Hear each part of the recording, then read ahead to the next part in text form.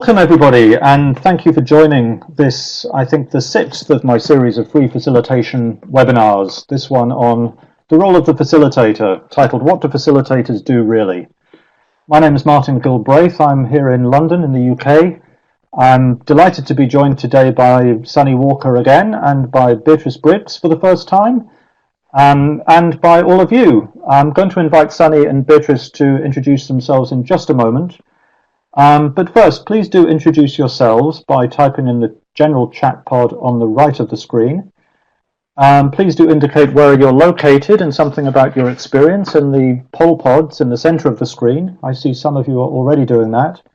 And if you need any technical help or have any technical questions about how to participate, please use the technical help pod in the bottom left of the screen. Just a quick word about this series of facilitation webinars. Each of these occasional webinars is a 1-hour opportunity to learn about facilitation and about ICA's technology of participation methodology in particular, in a 1-hour session that is aimed and designed to give you an experience of virtual facilitation and an opportunity to engage and participate with each other as well as with me and my co-presenters. The inspiration for this particular webinar was Beatrice's video entitled What Do Facilitators Do Really?, which I've been using for several years in facilitation training and found a very helpful means of introducing the topic and working with new and aspiring facilitators. So I'm delighted to have Beatrice with us today to introduce us from her perspective to the role of the facilitator, and also Sunny to work with us in the content and also to support us with the technology. We will be sharing a recording of the video publicly online afterwards, and also a transcript of the chat pods and various resources that we'll be sharing through the session. So please be aware of that as you participate, that the recording will be made publicly afterwards on my website and in YouTube. If you'd like to tweet or use social media during the session, please feel free to do so. And please use the top facilitation hashtag that you see in front of you on the title bar. Beatrice, thank you for joining us. Would you like to just say a few words to introduce yourself? I would be glad to. Thank you, Martin. I'm Beatrice Briggs, the founder and director of the International Institute for Facilitation and Change, which is based in Mexico. And yes, I live right in where the earthquake hit. A couple of days ago, we were shaking, the house was shaking, and we were all just kind of terrified. It's scary, but it's a wake-up call, that's for sure. So I'm delighted to be here today to talk about the video, and we'll be doing that soon. Thank you very much. I'm so glad that you're safe and well and able to join us today in spite of that. Sunny. Yes, I am in the U.S. in Denver, Colorado area. I have my own facilitation and facilitation training business based on the top work. I was with ICA for quite a long time before I went off on my own, and have just in the past 7-8 years begun doing virtual work, which I adore doing, and have loved having Beatrice's video to use with clients and people I'm training particularly. Mm-hmm.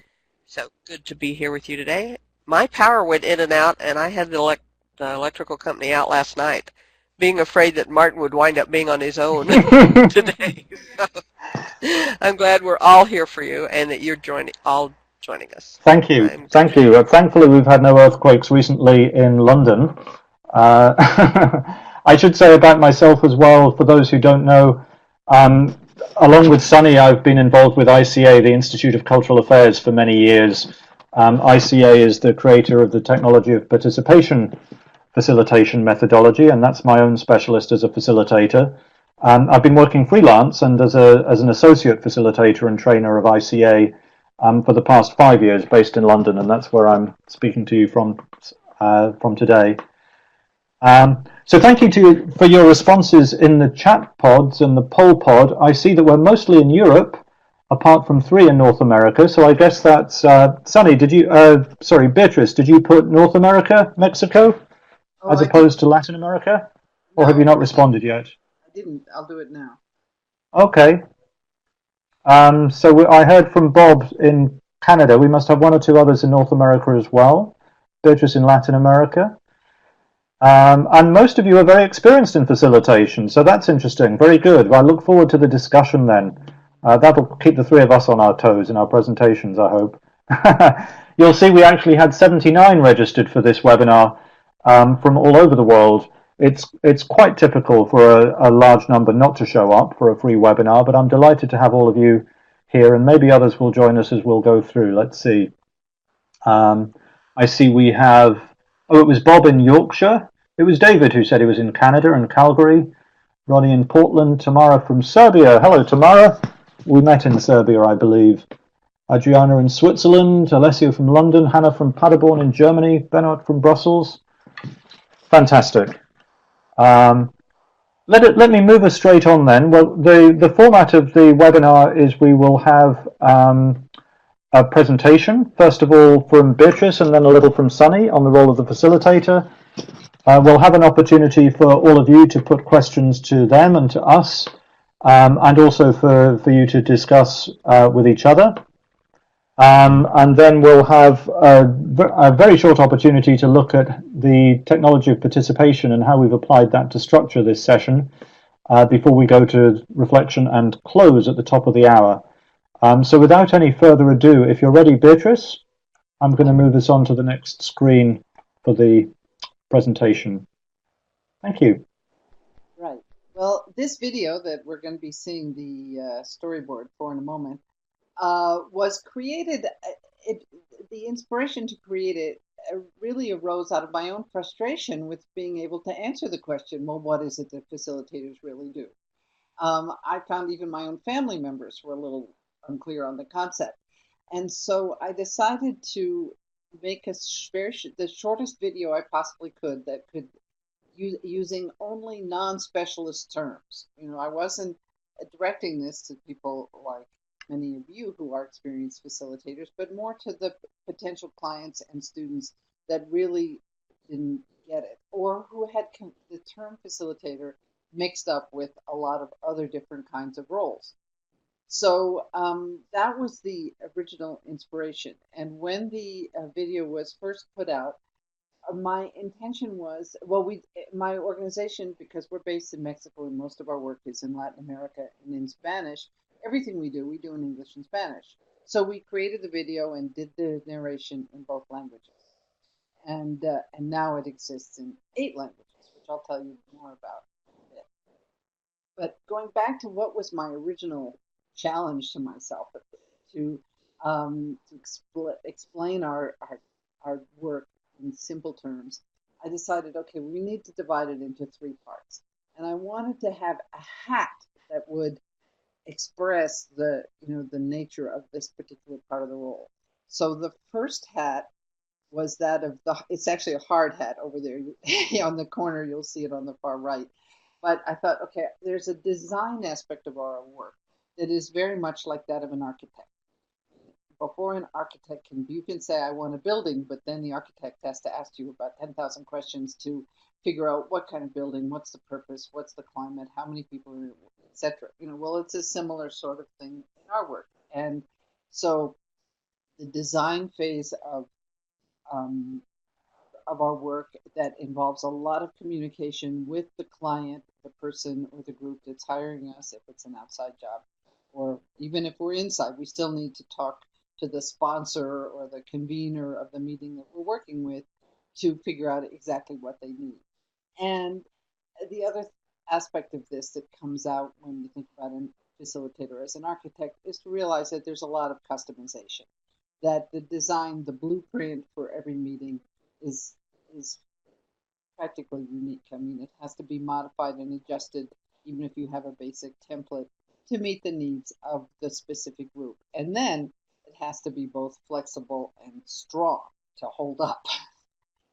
So that's the architect part, and I love talking about that because it's the part that most people never see.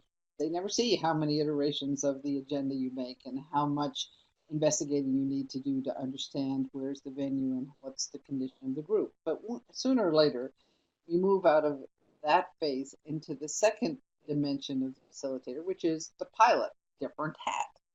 And here, the pilot has to be considering, all of the things in the pre-flight checklist that need to be together for the group to be able to work properly, and make sure that just like the pilot needs the co-pilot and the cabin crew and all the maintenance people on the ground, we have other support people that we need to be able to communicate with and be sure that they're ready to do their job.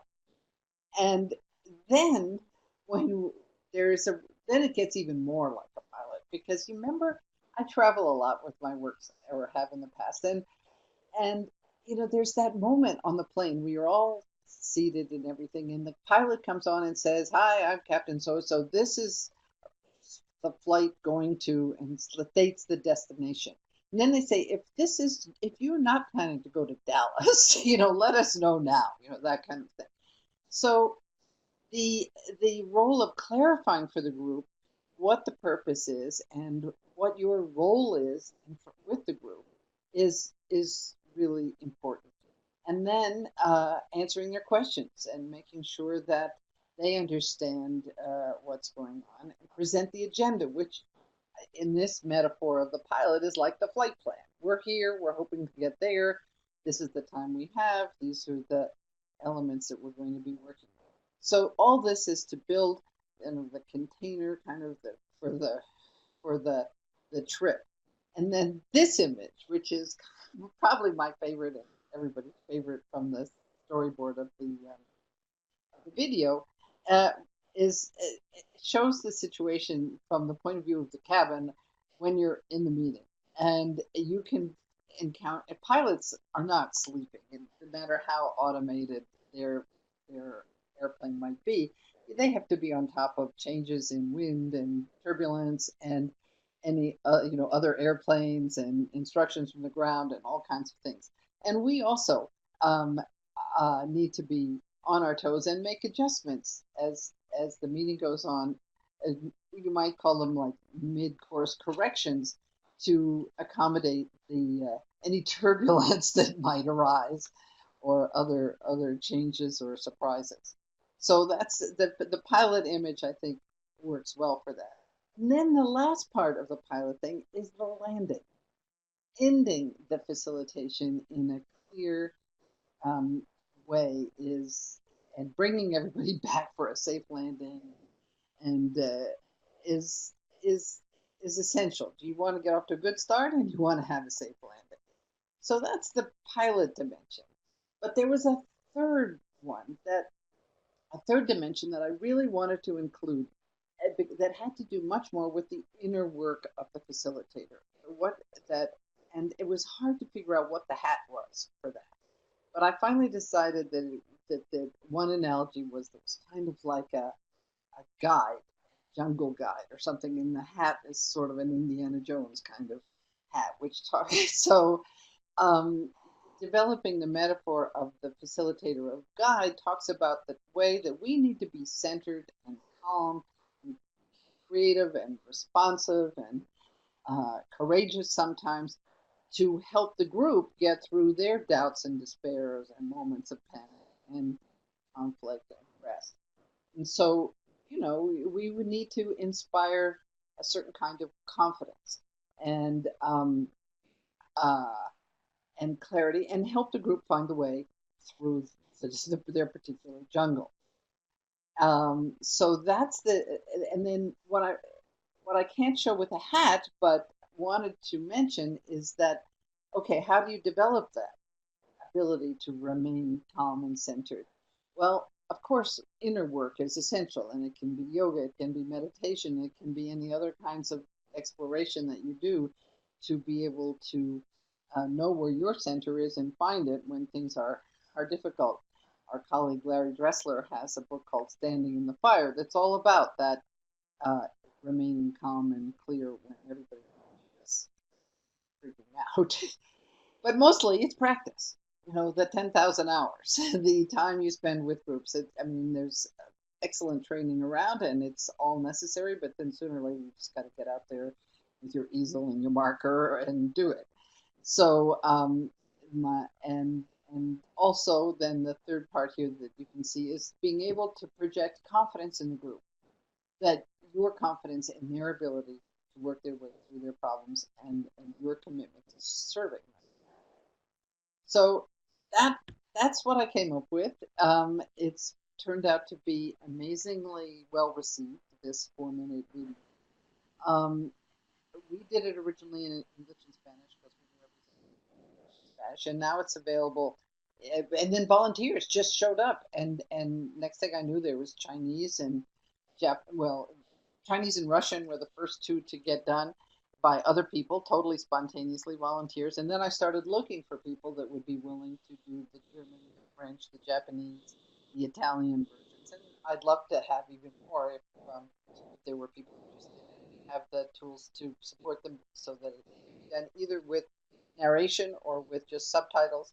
But so the story of this little video has, I mean, it's had legs, if we could say, and I'm really grateful to the people who worked on it with me. I wrote the script.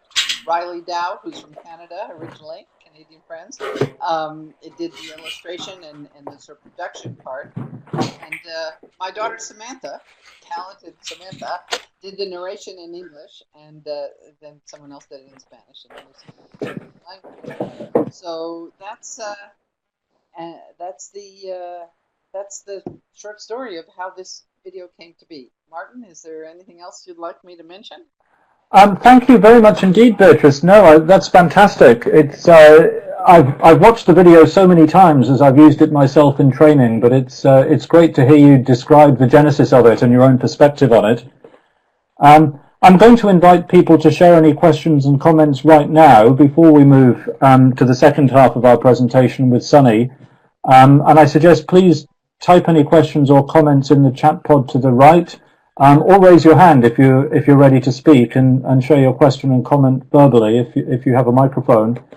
And while we see what comes up, I'd like to put a question to you myself, Beatrice, if I may.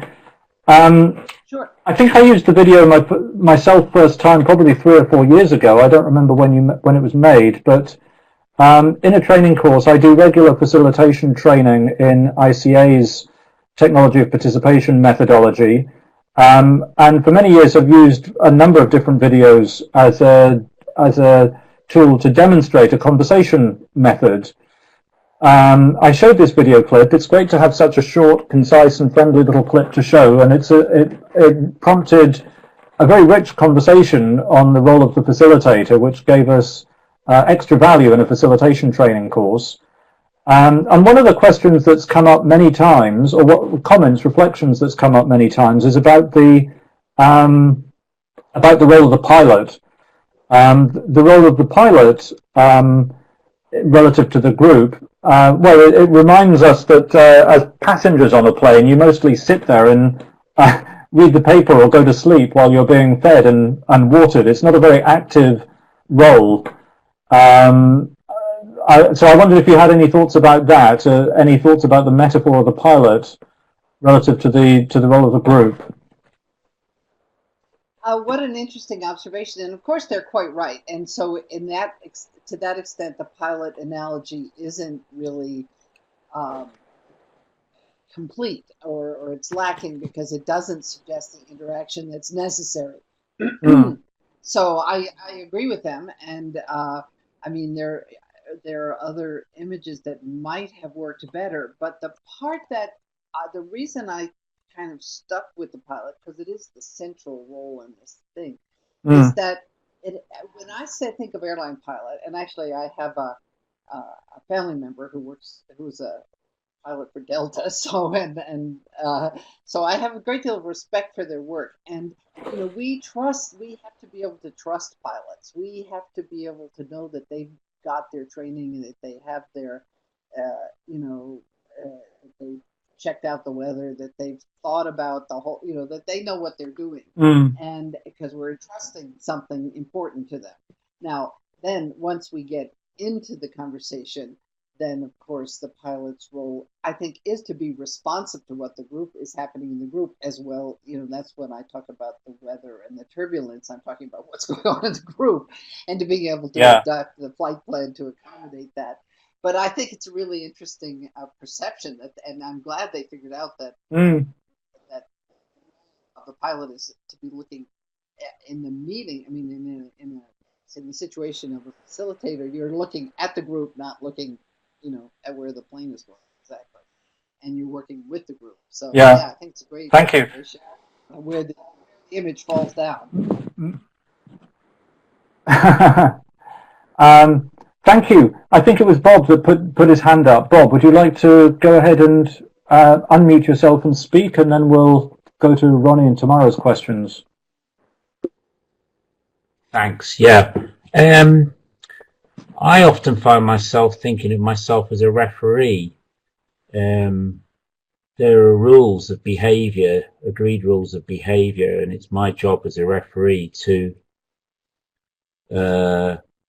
let the game proceed, but to hold participants to the rules of the game. And one of the rules of the game might be we need to take a decision by the end of this meeting.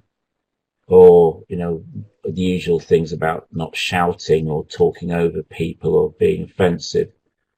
And sometimes if I'm being challenged, if somebody says, I disagree with what you've just decided, then I'll go, well, I'm just a referee. If you all say you don't want me refereeing this meeting, then that's fair enough. I'll step down and somebody else can step in. So I find myself behaving, I find myself thinking of myself as a referee. Thank you. That the metaphor of the referee helps to capture the neutrality of the facilitator role, doesn't it? What do you think, Beatrice? I love it. I think it's a very powerful image, and it makes me think of one of our colleagues another Martin Carroll from England, who was on the board of the International Association of Facilitators, as was I for many years. And then the year after he went off from the board, he was invited back to facilitate the annual face-to-face meeting of the board. And he was really clear. He said, because he knew a lot about the content, because he'd been on the board the year up until the year before. So when he presented himself, he had a hat with him, and he said, if at any moment I really feel like I need to opine, that I need to intervene in the content of this, which I'm going to try not to do, but if I can't control myself, I have this baseball hat that I will put on to make it clear that I'm not facilitating now, I am participating.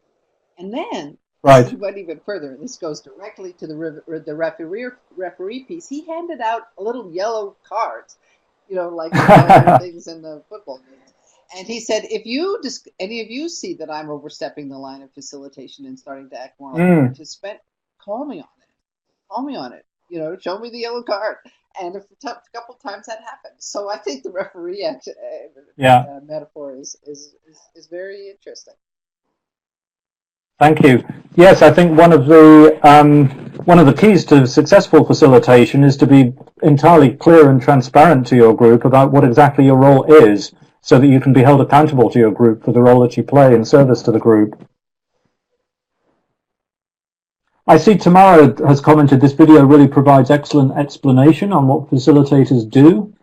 Thank you, Tamara, and welcome to Mike from Hamburg. Benoit's just typed a question, but let's go first, if we could, to Ronnie, who typed a question a few moments ago, and then I'll ask Tamara to raise her hand, or rather, I'll ask Tamara to speak. Ronnie's asking, Ronnie, would you like to unmute your microphone and explain your question about what stage of engagement you use the video? Sure. Hi, can you hear me okay? Thank you. Yes, you're a little quiet. If you could speak close to your mic, that'd be great. So I was just curious, are there certain stages of an interaction or an engagement with a client that you tend to use the video, i.e., to help them understand the role in the beginning and building them? You've gone very distant again, Ronnie. Can you read what I've typed? Yes, yes. At what stage of the engagement do you tend to use the video? Do you use it as part of the proposal? Beatrice, how do you use the video yourself? That's very interesting. I usually don't use it much in the client contracting phase. I mean, I do explain the different phases of our work, but I don't use the video much in that. I use it more in training. What about you, Martin? I've mostly used it in training, but actually I do recall at least one or two occasions when I've used it with a group to explain my role. I remember one occasion I was doing strategic planning with actually with Oxfam in Lebanon. There's a case study about it on my website. It involved 4 different trips over a 6 or 7 month period, and a number of different workshops and exercises with various subgroups of 100 or so staff in 3 different offices. And the very first trip was largely an exercise in contracting with the client and meeting everybody, getting to know their situation, getting to know the people involved, and enabling them to get to know me, and agreeing and clarifying my role and their goals and how we would work together. So I had a fairly outline agreement with the client about how we'd work together prior to that first trip, and then a much more detailed proposal came after that, after the first trip. And in the first trip, one of the things we did is we had a whole staff meeting of half a day or so, and I showed this video and led a short conversation about the video afterwards. And I used the video and the conversation as a way of explaining my role as a facilitator, and also the kind of conversation approach that I use, and the kind of approach that they could expect from me. I also used the ICA's top consensus workshop method to lead the group in an exercise to agree together. I think it was success criteria or something like that. How would we know that this 6-month process has been a success? And so the product of that I was able to use after each engagement throughout the process to make sure that we were on track and meeting the group's needs. So yeah, there have been a few occasions I think I've used it with groups like that. At the beginning of a more longer term, in-depth engagement, I suppose. Let me take just 1 or 2 other questions, if I may, before we move on to the second part of our presentation with Sunny. Tamara has her hand raised, and you've typed the question. No, you haven't typed the question. Go ahead and speak, Tamara, if you would, and share your question or comment with us. Well, I just shortly wanted to interfere with this first presentation because it is very excellent for me. Since I work mostly in Serbia and in the region, facilitation as a, let's say, profession is totally almost unknown, or it's usually just called moderation. Tamara, I'm sorry, I'm finding it very difficult to hear. Your voice is rather distorted. Would you type your question, please, in the chat pod? Yes, I will. Thank you. I think it's a slow internet connection, probably. While we're waiting for Tamara's question, let's take Benoit from Brussels. To what extent are facilitators intervene? Is there a line not to cross to remain a facilitator and not a project manager? When should a facilitator's role stop when intervening with the participants? Beatrice or Sunny, would like to respond to that?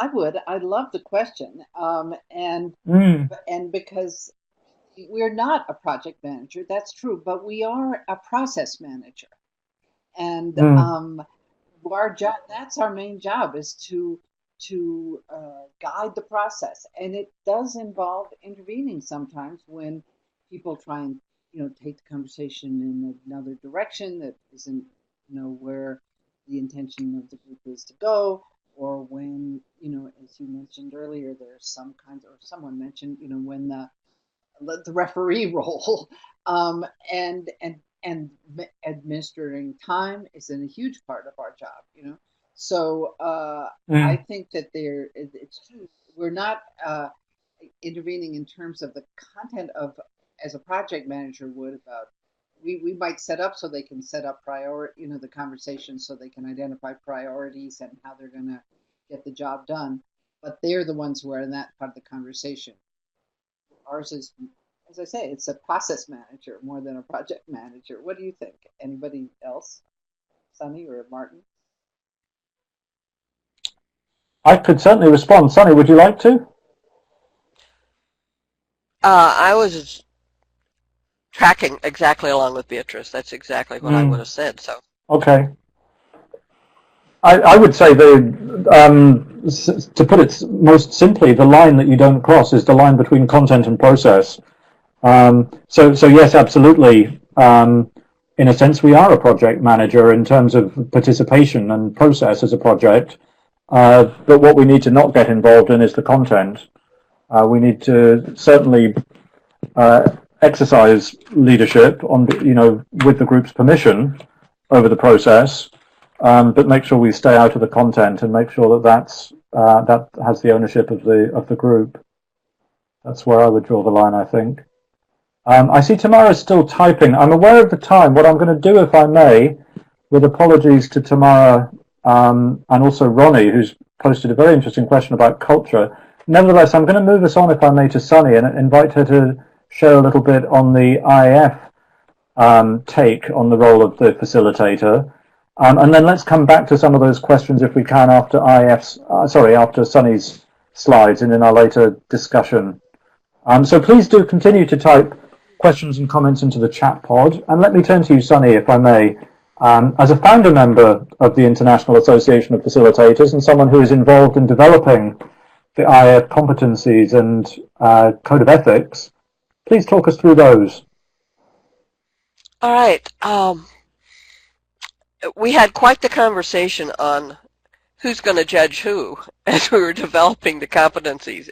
We found as facilitators, it was painful if you'd never had someone to call you on your the points where you needed improvement, particularly to think about having to be judged, so to speak, in a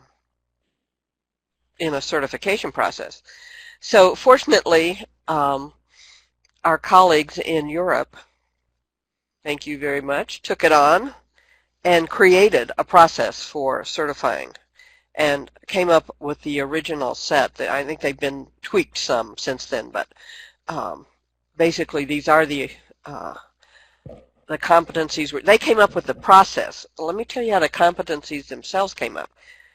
In facilitation trainings, primarily across Canada, every time they would demonstrate the top consensus workshop method, they would use the question, what are the competencies of an excellent facilitator?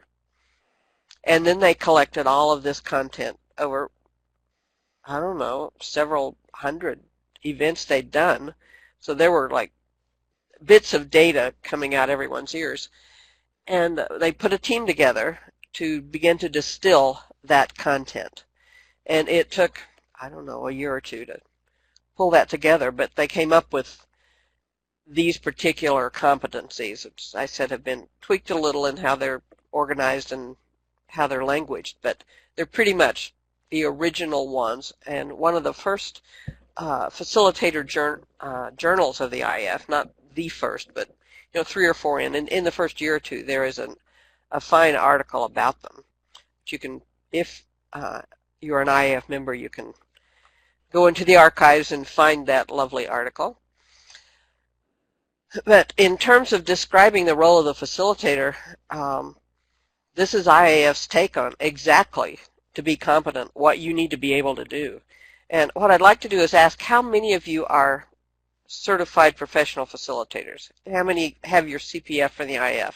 And the way to do that is go up to where that you could raise your hand, but instead of raising your hand, click on the down arrow and click the agree button, the green thing with a little check mark in it, to say, yes, I have my CPF. So you can see that Martin and Beatrice and I have them. And it appears that none of the rest of you do. So I'll put a plug in here as a facilitator. First of all, I was petrified. I went over to England, close to where Martin was at the time. I think it was Bristol, back in around 2000, and they had been certifying facilitators in Europe for a year or two, three, and we decided we needed to take the process more globally. So some of the board members, of which I was one at the time, were to get certified and become assessors if we could pass muster, in order to then begin certifying people at less cost than bringing people from Europe to the U.S. or to other countries. So we started to spread the assessor pool at that point. But I have to tell you, the only time, well, it wasn't the only time, but it was the only time in probably 15 years that I became ill before a facilitation and was throwing up in the bathroom, was before I had to get up and do my demonstration, only 30-minute workshop for my assessment. It was nerve-wracking, and yet it was powerful to get that feedback from your colleagues. And so I highly recommend that you do the process. It's, you know, it's a kind of a cool thing to be able to put those initials behind your name. And, you know, if you're a great facilitator, you don't necessarily need it. But it is such a reflective process, and the feedback, the incredible detailed feedback you get from your assessors is so worth it. And the push to do your recertification, it's a written process every 3 years, really takes you to a point of having to look back at what have you done and what have you learned and have you grown. So you'll notice down there the number E, build and maintain professional knowledge, being really pushed to not just, okay, I've got my toolkit, I'm good to go, but to be continually growing and expanding on that. And I did notice that the first one there, creating the collaborative client relationship, is all architect pretty much. And it will spill over a little bit into planning the appropriate group process, and the pilot starts picking up there as well. And the pilot will carry down through D, and the guide as well. The guide picks up at probably C, where, you know, you get your group conflict in sustaining the participatory environment and being able to deal with that. I will mention that each of these has 3 or 4 sub-competencies spelled out in detail, and each of those has 4 or 5 sub-competencies spelled out in detail, and you can get that at the IAF's website. You can get the details on what are the competencies of a facilitator as IAF defines it. And having been around the barn a few times, I will say I think it is a very comprehensive and excellent description. So are there questions about that before I go to the next piece? Or I suggest, because of time, Sunny, why not take us straight to the Code of Ethics, and then we'll take questions and have discussion on it all. Thank you. This one, the Code of Ethics and Values is also a part of the title of that thing, is it was developed by about 300 facilitators and all done online. Sandor Schumann, a wonderful facilitator out of New York, took the lead on this and corralled us, herded us cats into really thinking through what were the standards we were going to live up to, what was our code of ethics. And I have on occasion, I've used this in trainings for people as well as the competencies or the video, but I have given this to clients to say, you can expect this of me. It was IAF's definition of what you needed to hold yourself to. And so each of these has a statement, and I'm going to read the statement that goes with each one. And then there's a paragraph that explains what the statement means. But for client services, we are in service to our clients using our group facilitation competencies to add value to their work. Then in conflict of interest, we openly acknowledge any potential conflict of interest. Under group autonomy, we respect the culture, rights, and autonomy of the group. In process, methods, and tools, we use processes, methods, and tools responsibly. Then in respect, safety, equity, and trust, we strive to engender an environment of respect and safety where all participants trust that they can speak freely and where individual boundaries are honored. We use our skills, knowledge, tools, and wisdom to elicit and honor the perspectives of all. Stewardship of process is we practice stewardship of process and impartiality toward content. Sort of that one we were talking about earlier. Confidentiality. We maintain confidentiality of information. In professional development, we are responsible for continuous improvement of our facilitation skills and knowledge. So it's a pretty solid set of what to hold yourself to. And as certified professional facilitators or as assessors in that program, we have to every year re-sign at the bottom of this that we hold ourselves to these principles, this code of ethics.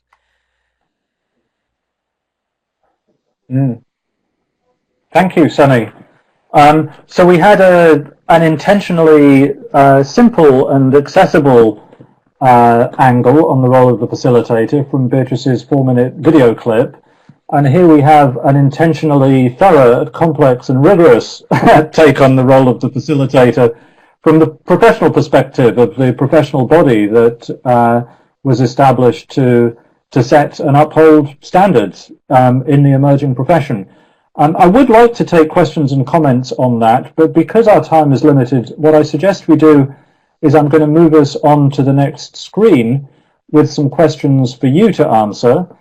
So what I'll invite you to do is if you would like to raise a question or make a comment on what we've just heard, then please type in the general chat, which is now shorter in the top right of the screen, and we'll address a couple of those comments that we've already had and questions. And as soon as you're ready to move on, please start typing in the 3 chat pods in front of you.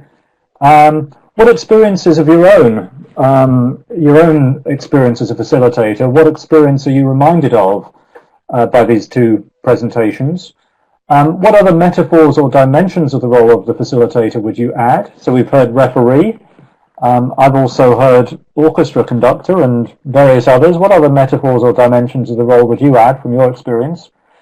And what insights from today will you apply in your own role as a facilitator and how?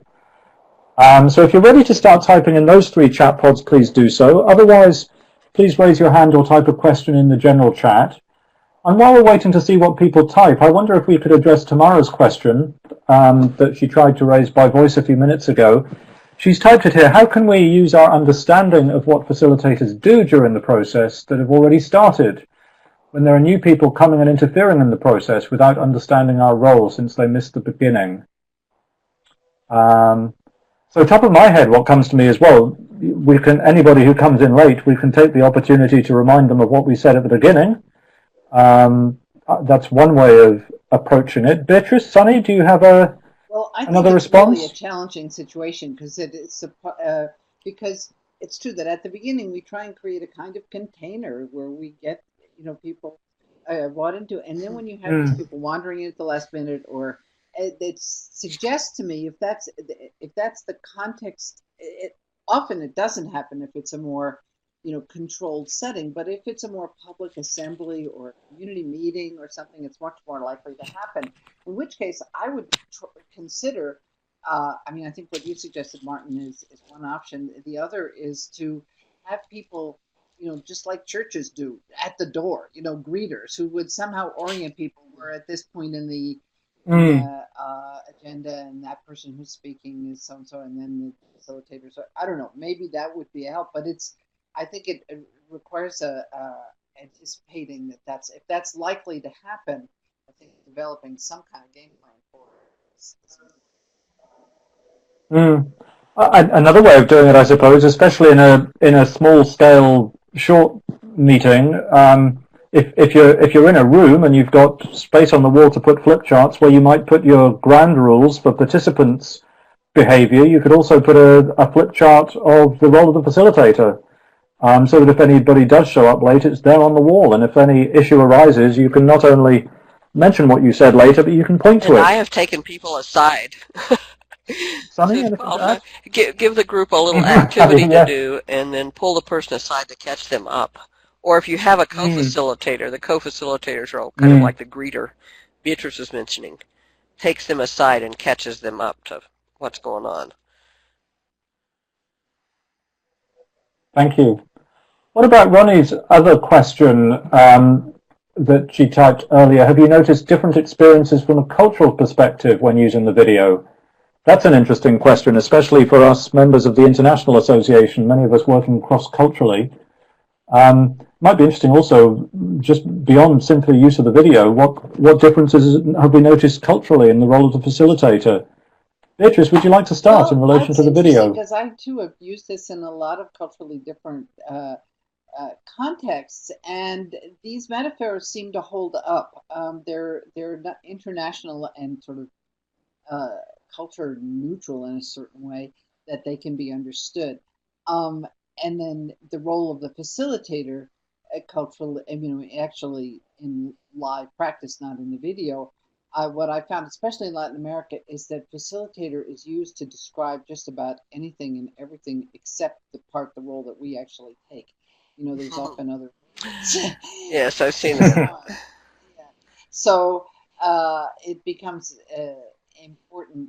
The description of the role really is the main cultural difference. The idea that getting people clear on this concept, which is often culturally not familiar, is a challenge.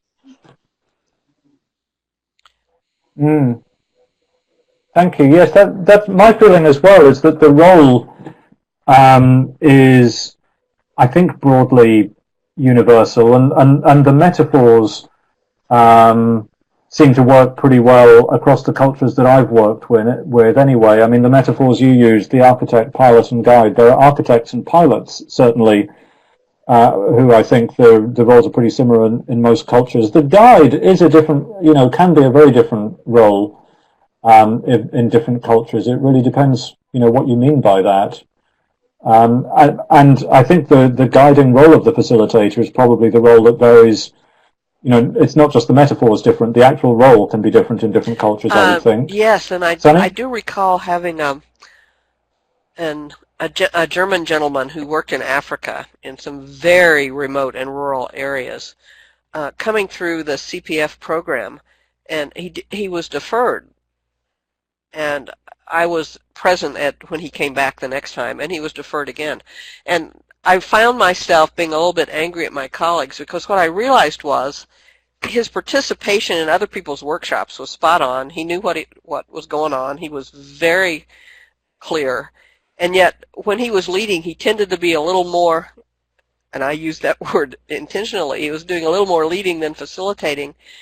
And then I thought back to my experiences in extremely remote parts of the world where people had very little experience of participating in a group and very little opportunity where anyone would pay attention to what opinion they might have. And it took some coaxing to get them comfortable and get them going. So you needed to be a little more leading, a little more helpful to them, and that was his adopted style. And when he finally got clear what was going on in his certification events, he came back and passed with flying colors. But different circumstances occasionally need a little more hand-holding until people get it. I in another situation, Tamar may be familiar with this. I did some work in Bosnia, not too far after hostilities had been ended, just a few years after. And the people who had come into government positions at that point were people who had been in the lower levels of management.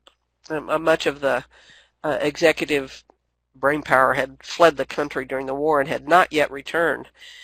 And so they were excited to have the new roles and to have some power that they had not experienced. And yet in a facilitated group, they had a tendency to abuse that power among, if there were teachers and people who weren't in government. In the groups, with the small groups with them, their content was the only stuff that would get put out to the whole group. So we had to work on some structures to go back and say, okay, the rest of you, if your idea didn't get up here, you can put it up here now. Just to open that up a little. Thank you. Yeah. Let's take a moment to look at some of what you all have been typing in these 3 chat pods in front of us. I notice also John says he's interested in technology and facilitation, which would be very interesting to explore further, but maybe we should save that for a future webinar. Let me just pick a few of your comments in the chat pods and read them out, and then if you have any reflections or if you'd like to expand on any of these, please raise your hand. We'd love to hear a few more voices before we close. I'll ask Sunny and Beatrice as well. So experiences that you're reminded of, experiences of your own. The terror of losing control, Bob writes, of a big meeting. The importance of playing my role as a guide and being grounded and present. Trying to coach the members of a chapter for a particular project. Yes, and Benoit writes, and straying into content, making it difficult to remain neutral. Need to keep in the moment and reflect on blended expectations that are common as a facilitator and a coach. Releasing preconceived notions, your ego and your fears. Other metaphors and dimensions. Don't push the river. It's an interesting one, yes. A critical friend. Yeah. Playing the role of a coach or a friend, guides. What else have we got here? A referee, a stick man with large ears, bag of tools, and balancing on one leg. Yes, that speaks volumes, doesn't it? Isn't it great how images can speak louder than words? The metaphor of a chef, yes. And what insight will you apply and how? Paying attention to all 3 roles, taking time to reflect, maybe having experience accredited, the facilitator's code, Shivani will be using the video, Benoit will be avoid going into content. Thank you all for all of those. Who would like to comment or reflect or question any of those? Anybody? Sunny, you just interjected. What was it that you particularly liked? Apologies, I had a local interruption in my office. Oh, okay. Was it Beatrice who? Oh, Richard has raised his hand. Go ahead, Richard. Please speak. Yeah, no, I think it's very interesting. I think your conversation just before about leadership and the different environments we find ourselves in. One of the things that I've come across, and I do a lot of facilitation training, i.e. training people within organisations to conduct facilitation at various levels. And one of the problems they do suffer from is sometimes having some expert knowledge, but also being the facilitator. So this idea of swapping hats is something that we've definitely come up with, literally on a physical presence of having a different hat. And I do agree, as an independent sort of facilitator coming from the outside, I always sort of say that I'm in a very privileged position because I can ask those questions that maybe they can't ask, or for some political internal reason they can't ask. And I think that's one area I think is very difficult for internal facilitators. And the other point I was going to make is one of the things that we always talk about is having a robust process, and this sort of ability that once you've actually come up with a decision, that you can defend how you've got to that decision by sort of, maybe running through the process, hopefully a little bit before, but it's always difficult explaining a process before, but also afterwards, so that, and I think the comment that was made before, the fact that, people have all had an opportunity to talk and get their opinions up on a board, voted on the best idea, whatever it may be, but there is actually a robust process that somebody hasn't been able to manipulate or control in whatever way. And so for me, I think those are two very important ones. And the last comment I would make is about preparation, because I have seen some awful facilitations done where the facilitator might not have been too bad had they actually done some preparation of both themselves, the equipment, the room, etc., etc., etc. And I think it's one of those things that, for me, the architect role is one of those roles. It's sort of behind the scenes. It's sort of before you get into the room. But if you haven't done that, the rest just doesn't happen very well. Which I think leads quite nicely to your two other metaphors of the pilot and the guide. Yeah. No, I agree. I've just been leading the last couple of days in London and last week in Brussels. I've been leading a course titled Meetings That Work, which is not particularly for facilitators, although it's obviously also of interest to facilitators, but designed for anybody who leads meetings, really, to make their meetings more effective. And 3 out of 4 half-day sessions are basically about the architect role and the design and preparation and planning of meetings. And then the 4th session is about what you do in the meeting to make it all work, the pilot and the guide role. And I think that's not a bad rule of thumb for how much time, energy, and attention needs to be spent on each phase for many meetings and events. Let's take 1 or 2 other comments before we move to close. If you'd like to speak, please raise your hand. Otherwise, let me ask Sunny or Beatrice if you have any comments or reflections on all that has been typed in the pods in front of us. Well, I would, this is Beatrice, I fully agree. I think that what we were...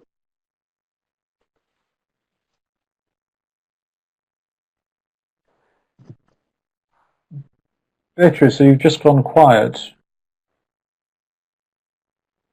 But you're not muted. I wonder what's happened there. I wonder if you have a mute button on your headset or something.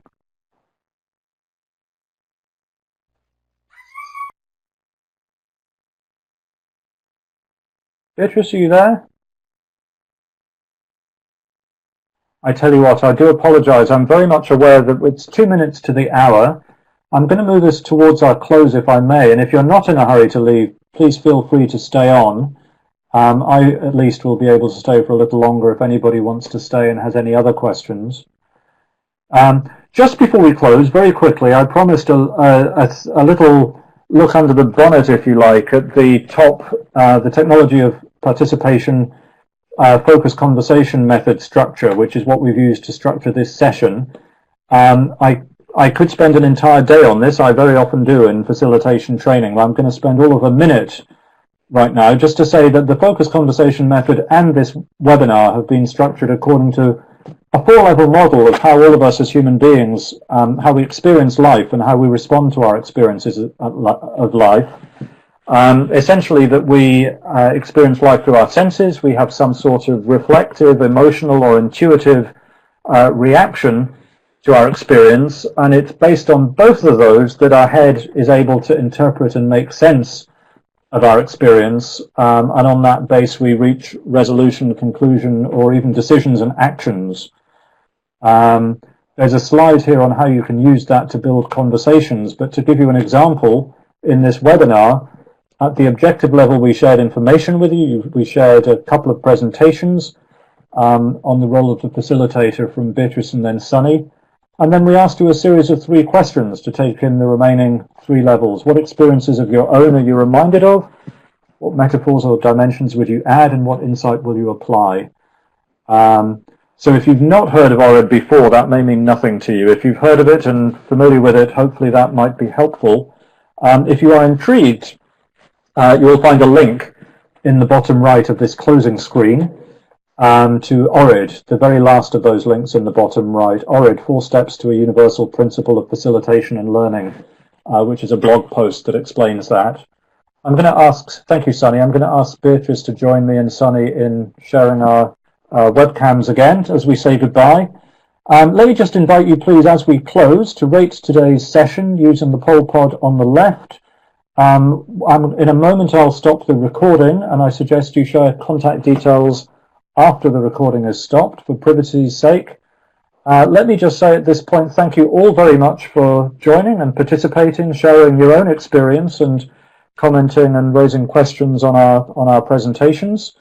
With this at the top of the hour, I'm going to shut down the recording, but I do encourage and invite you to stay on if you have any further questions or if you'd like to continue to chat and exchange with each other. Thank you, and bye for now.